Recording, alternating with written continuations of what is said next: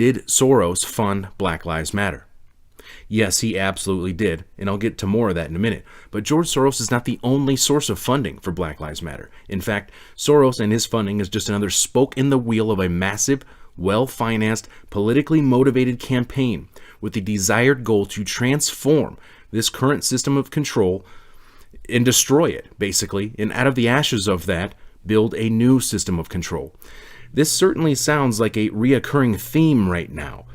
Very similar to what we've been hearing from the United Nations, the World Economic Forum, the central banks, and governments from around the world as they are preparing for the Great Reset. And when you read over the foundations which fund and support Black Lives Matter, you see that they also support the UN Agenda 21, the UN 2030 Agenda.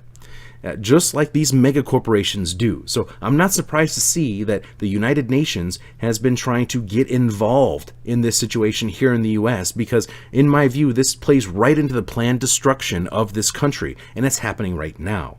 This is just the next phase of the operation. And just to be clear, I'm not Republican and I'm not Democrat. I support basic human rights and civil liberties for everyone.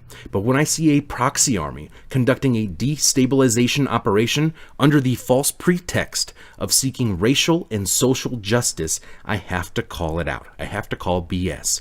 This is not really about justice. This is certainly not about Black lives, especially when you take into consideration the fact that Black Lives Matter is funded by rich white men.